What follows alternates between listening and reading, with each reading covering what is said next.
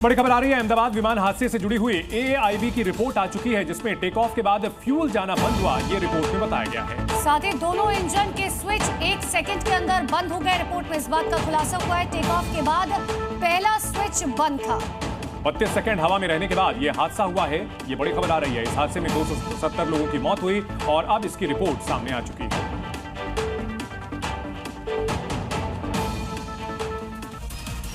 उत्तराखंड के उत्तरकाशी में स्थित नेलांग वैली में एसडीआरएफ टीम को बर्फ से बनी शिवलिंग और नंदी जैसी आकृति मिली, जिसे नीलेश्वर महादेव नाम दिया गया।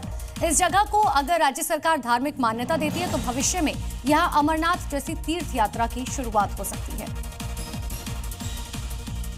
अब दो तस्वीरें देखिए। पहली तस्वीर अमरनाथ गुफा में बाबा बर्फानी की है और दूसरी तस्वीर नीलेश्वर महादेव की है, जिसकी खोज एसडीआरएफ टीम ने नेलांग वैली में की है।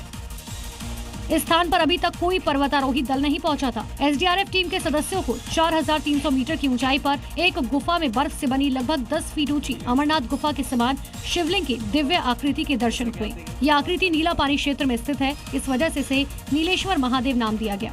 नीलेश्वर महादेव। इसके साथ ही बगल में नंदी जैसी आकृति भी बर्फ से बनी हुई देखी गई, जो इस खोज को और चमत्कारी और रहस्यमय बनाती है। बड़ी खबर आ रही है एमपी के दमोह से, जहां खौफनाक वारदात हुई है। कार से कुचलकर युवक की हत्या कर दी गई। हादसे में युवक की मां बाल बची। वारदात के बाद आरोपी फरार हो गया। आपसी विवाद के बाद युवक पर कार चढ़ा दी थी। पुलिस आरोपी की तलाश कर रही है और इस घटना के बाद इलाके में दहशत फैली हुई है और आरोपी की तलाश अब की जा रही है।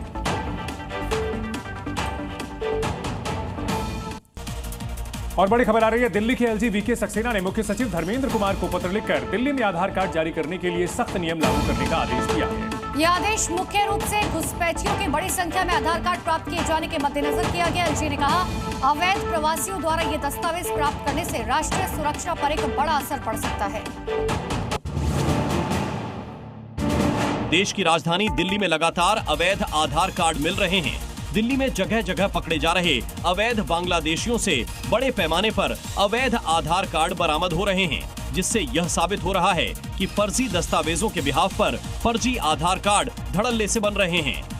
अब दिल्ली के उपराज्यपाल वीके सक्सेना ने दिल्ली के मुख्य सचिव को पत्र लिखकर निर्देश दिए हैं कि आधार कार्ड जारी करने के नियमों को और ज्यादा सख्त किया जाए।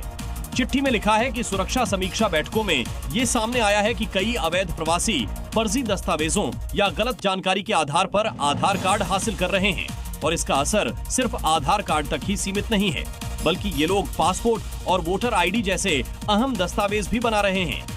इतना ही नहीं, ये लोग फर्जी दस्तावेजों के जरिए सरकारी योजनाओं का लाभ उठा रहे हैं और स्थानीय नौकरियों पर भी कब्जा जमा रहे हैं। आगे आपको दिखाते हैं पॉलिटिक्स से जुड़ी हुई 5 बड़ी खबरें।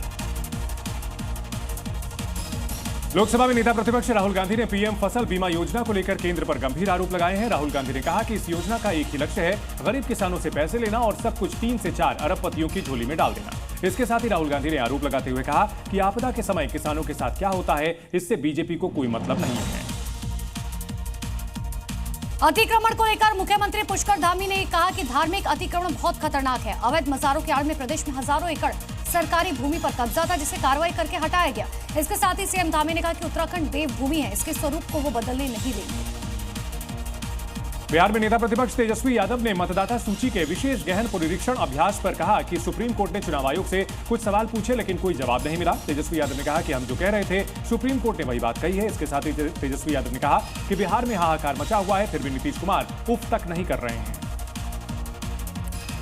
यूपी के कासगंज में आजाद समाज पार्टी नेता कुलदीप जैन के साथ मारपीट की गई। इस मामले में चंद्रशेखर आजाद ने दावा करते हुए कहा कि कुलदीप जैन पर बीजेपी से जुड़े लोगों ने हमला किया था। चंद्रशेखर आजाद ने कहा कि घटना के 3 दिन बाद भी पुलिस ने एफआईआर दर्ज नहीं की, इससे पुलिस की भूमिका पर सवाल उठते हैं।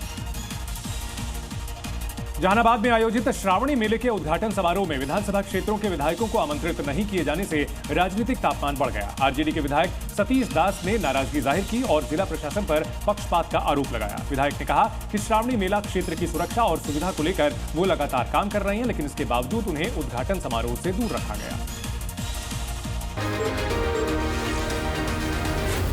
जी